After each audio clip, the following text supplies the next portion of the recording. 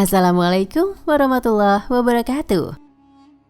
Ghifar adalah suatu kabilah atau suku yang tak ada taranya dalam soal menempuh jarak. Mereka adalah tamsil perbandingan dalam melakukan perjalanan yang luar biasa.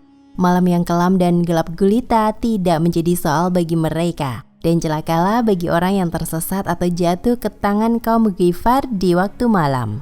Pada waktu itu agama Islam baru saja lahir dan dijalankan secara sembunyi-sembunyi. Ketika ada seseorang dari jauh dan dia berasal dari kaum Ghifar pula yang datang dengan sengaja untuk masuk Islam, maka sebagaimana dikisahkan oleh Jundub bin Janadah, maka pandangan Rasulullah pun turun naik, tak putus takjub memikirkan tabiat orang-orang Ghifar. Lalu sabdanya, sesungguhnya Allah memberi petunjuk kepada siapa yang disukainya.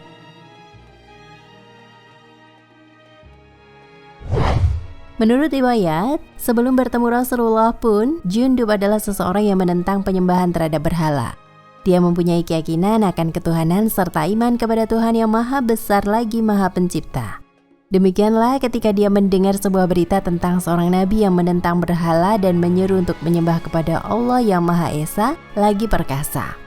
Maka tak ragu dia pun segera menyiapkan bekal dan mengayunkan langkahnya. Di kemudian hari, Jundub bin Janadah dikenal dengan nama Abu Dzar al-Ghifari. Dzar sebenarnya adalah nama dari putra Jundub yang tertua, sementara al-Ghifari merujuk pada suku Ghifar. Abu Dzar telah masuk Islam tanpa ditunda-tunda. Urutannya di kalangan muslimin adalah yang kelima atau yang keenam. Jadi dia telah memeluk agama Islam pada hari-hari pertama, hingga keislamannya termasuk dalam barisan terdepan. Ketika itu Rasulullah menyampaikan dakwah secara berbisik-bisik. Dibisikannya ajaran Islam ke-6 orang tersebut termasuk Abu Dzar salah satunya. Dengan kondisi tersebut tidak ada yang dapat dilakukan oleh Abu Dzar selain memendam keimanannya di dalam dada.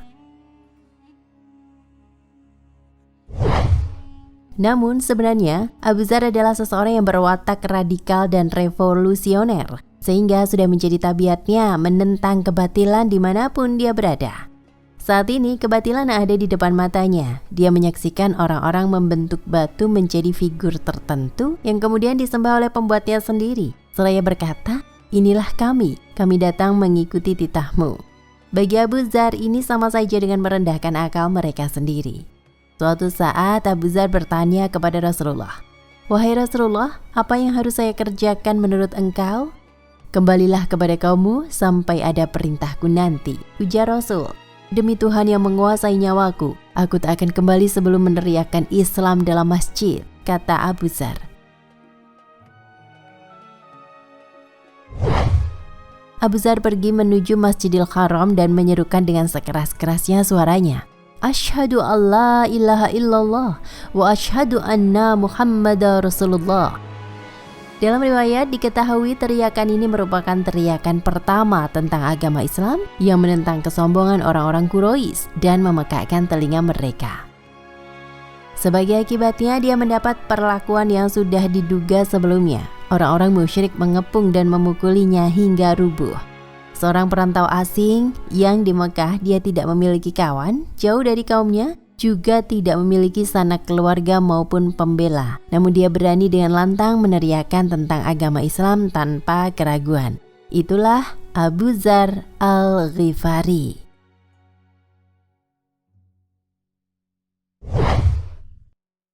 Pulanglah Abu Dzar ke kampung halamannya di mana Bani Ghifar beserta sanak keluarganya berada. Abu Dzar menceritakan kisah pertemuannya dengan sang nabi yang baru diutus oleh Allah yang menyeru untuk mengabdi hanya kepada Allah yang Maha Esa dan membimbing orang-orang agar berakhlak mulia. Cahaya Islam mulai berpendar di sana, seorang demi seorang kaumnya mulai masuk Islam. Bahkan usahanya tak terbatas pada kaumnya semata, tapi dilanjutkan sampai ke suku lain yaitu suku Aslam. Pun di sana cahaya Islam pada akhirnya bersinar terang. Kisah lain mengatakan karena tempat tinggal Bani Ghifar adalah jalur perdagangan bagi orang-orang Quraisy, maka ketika pemukiman Bani Ghifar telah hidup dengan cahaya Islam, mereka pun berdakwah terhadap siapa saja yang melintasi daerah tersebut. Riwayat mengatakan bahwa ketika ada rombongan orang Quraisy melintas daerah tersebut, Abu Dzar mengajak mereka untuk masuk Islam. Dan banyak di antara mereka yang masuk Islam karena pengaruh Abu Dzar. Hari demi hari berlalu, mengikuti peredaran massa. Rasulullah telah hijrah ke Madinah dan menetap di sana bersama kaum muslimin. Hingga pada suatu hari di dekat Madinah, hadir serombongan kafilah dalam satu barisan panjang. Mereka terdiri baik dari pengendara maupun pejalan kaki. Mereka tiba di pinggiran kota Madinah dengan kepulan debu yang mengikuti di belakang mereka. Kalau bukan karena suara gemuruh mereka yang mengumandangkan takbir, tentulah mereka akan disangka sebagai orang musyrik yang akan menyerang kota Madinah. Rombongan besar itu semakin mendekat dan lalu masuk ke dalam kota Madinah. Mereka meneruskan langkahnya menuju Masjid Nabawi, di mana Rasulullah pun tinggal di sekitar situ. Rombongan itu tiada lain adalah kabilah-kabilah Ghifar dan Aslam yang dikerahkan oleh Abu Dzar. Dan tanpa terkecuali mereka semua telah masuk Islam. Laki-laki, perempuan, orang tua, remaja, dan anak-anak. Bani Ghifar dan Bani Aslam sudah menunggu cukup lama untuk bertemu dengan Rasulullah. Walaupun pernah mendapat penggambaran mengenai sosok Rasulullah dari Abu Dzar, bagi mereka itu belum cukup. Mereka ingin melihat langsung dan pertemuan ini adalah sesuatu yang sangat mendebarkan. Mereka tidak sabar. Abu Dzar berkata kepada kaumnya, "Kalian akan segera melihatnya. Dialah yang terbaik dan melebihi semua orang dalam keunggulan." Abu Dzar terus melihat ke arah jalanan, menunggu dengan gelisah. Setelah cukup lama, Abu Dzar melihat sosok seseorang di kejauhan sedang menaiki unta. Sontak dia berteriak, "Demi Allah, Nabi telah datang." Kaumnya dengan serta-merta mengikuti teriakan Abu Dzar dalam kekompakan berteriak, "Nabi Allah telah datang, Nabi Allah telah datang." Abu Dzar dengan tergesa-gesa mengambil tali kekang unta yang dinaiki Rasulullah.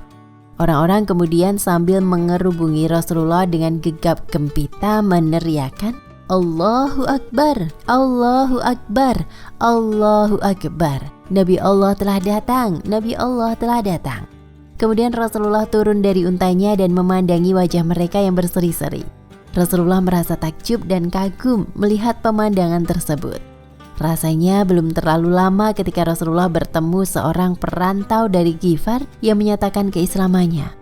Dan kini dia kembali bersama seluruh kaumnya yang telah masuk Islam. Rasulullah bersabda, "Sungguh Allah memberi hidayah kepada siapa yang dikehendakinya."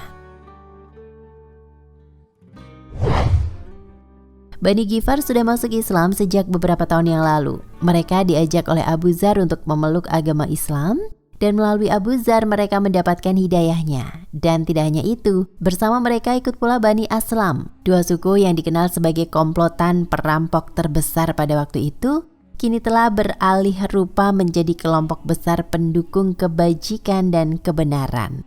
Mereka kemudian secara berkelompok menyatakan sumpah sianya kepada Nabi.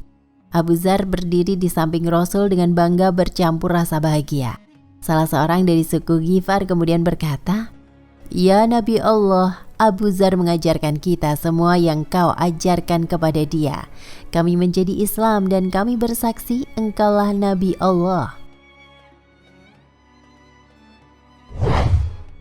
Setelahnya salah seorang dari suku Aslam berkata, "Kami juga memeluk Islam dengan cara yang sama seperti yang saudara kami Abu Dzar telah lakukan." Mendengar itu Rasulullah menjadi sangat gembira dan beliau mengangkat tangannya seraya berdoa, "Ya Tuhan pemilik dunia, ampunilah suku Ghifar dan jaga suku Aslam dalam keselamatan." Lalu sambil menoleh kepada suku Ghifar, beliau berkata, "Suku Ghifar telah dighafar, diampuni oleh Allah." Kemudian sambil menghadap suku Aslam, beliau berkata, "Suku Aslam telah disalam, diterima dengan damai oleh Allah." Orang-orang sangat bahagia dan memandangi wajah Rasulullah terus-menerus. Mereka menggambarkan Rasulullah sebagai sosok yang wajahnya bercahaya, bibirnya tersenyum dan sangat hangat. Dia tidak langsing dan kurus, tetapi juga tidak gemuk. Secara keseluruhan sosoknya adalah sosok yang indah. Dan mengenai Abu Dzar, pejuang tangguh murid Rasulullah di awal-awal dakwah Islam ini, Rasulullah mengucapkan sebuah kalimat penghargaan yang begitu tinggi, sebuah kalimat yang akan terus diingat oleh generasi-generasi selanjutnya. Rasulullah berkata, "Tak akan pernah lagi dijumpai di bawah langit ini orang yang lebih benar ucapannya dari Abu Dzar." Abu Dzar tinggal di Rabzah bersama istri dan kedua anaknya. Zar, anak lelakinya, meninggal terlebih dahulu karena sakit.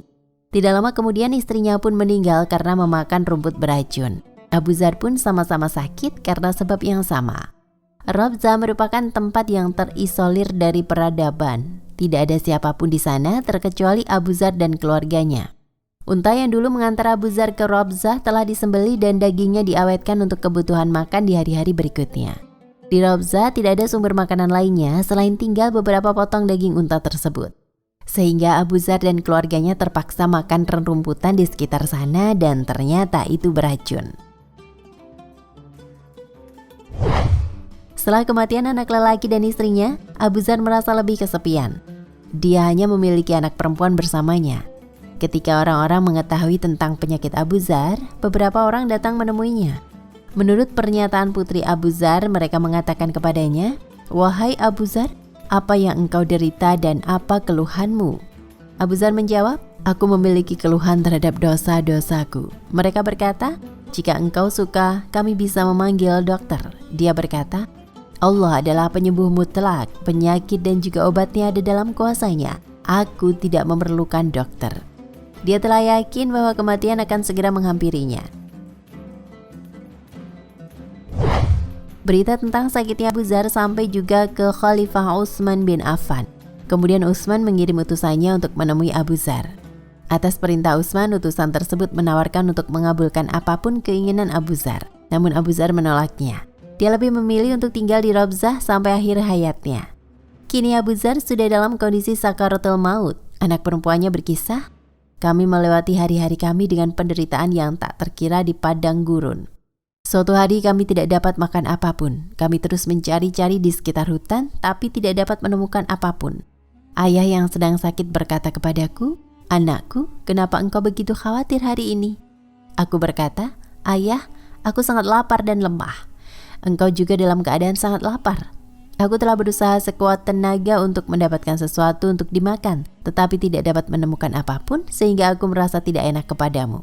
Abu Zar berkata, 'Jangan khawatir, Allah adalah penentu besar urusan kita.' Aku berkata, 'Ayah, ini benar, tapi tidak ada yang terlihat untuk memenuhi kebutuhan kita.' Dia berkata, 'Anakku, pegang aku di bahu dan bawalah aku ke arah itu. Mungkin kita bisa menemukan sesuatu di sana.' Aku memegang tangannya dan mulai berjalan ke arah yang dimintanya. Dalam perjalanan, ayahku memintaku untuk membuatnya duduk di tanah. Aku mendudukkannya di atas pasir yang panas. Dia mengumpulkan beberapa pasir dan berbaring dengan kepalanya di atasnya. Begitu dia berbaring di tanah, matanya mulai berputar dan dia mengalami penderitaan menjelang kematian. Melihat ini, aku mulai menangis dengan suara serak. Kemudian sambil memegang kendali atas dirinya sendiri, dia berkata, "Kenapa kamu menangis, anakku?" Aku berkata, "Apalagi yang bisa aku lakukan, ayah? Di sini adalah padang pasir dan tidak ada satu orang pun yang terlihat di sini. Aku tidak memiliki kafan untukmu dan juga tidak ada penggali kubur di sini. Apa yang akan aku lakukan jika engkau menghembuskan nafas terakhirmu di tempat yang sepi ini?" Selanjutnya Abu Zar berkata, "Janganlah menangis. Pada suatu hari ketika aku berada di sisi Rasulullah bersama beberapa orang sahabatnya, aku dengar beliau bersabda, 'Pastilah ada seorang di antara kalian yang akan meninggal di padang pasir liar yang akan disaksikan nanti oleh serombongan orang-orang beriman. Semua yang ada di majelis Rasulullah ini akan meninggal di kampung dan di hadapan jamaah kaum muslimin. Tidak ada lagi yang hidup di antara mereka kecuali aku. Nah, inilah aku sekarang menghadapi maut di padang pasir. Maka perhatikanlah olehmu jalan. Siapa tahu kalau rombongan orang-orang beriman itu sudah datang. Demi Allah, aku tidak bohong dan tidak pula dibohongi." Kemudian putrinya melanjutkan lagi kisahnya. Dia sedang berbicara denganku saat malaikat maut memandang wajahnya. Ketika ayahku menatapnya, wajahnya memerah dan dia berkata, "Wahai malaikat maut, di mana saja engkau selama ini? Aku telah menunggumu. Wahai temanku, engkau datang pada saat aku sangat membutuhkan. Wahai malaikat maut, semoga mereka yang tidak berbahagia melihatmu tidak pernah mendapatkan pembebasan. Demi Allah, bawalah aku segera kepada Allah yang Maha Pengasih, sehingga aku dapat terbebas dari kesulitan dunia." Setelah itu dia berkata kepada Allah, "Wahai pemeliharaku, aku bersumpah dengan keberadaanmu, dan engkau tahu bahwa aku mengatakan kebenaran sehingga aku tidak pernah takut akan kematian. dan selalu berharap untuk bertemu denganmu.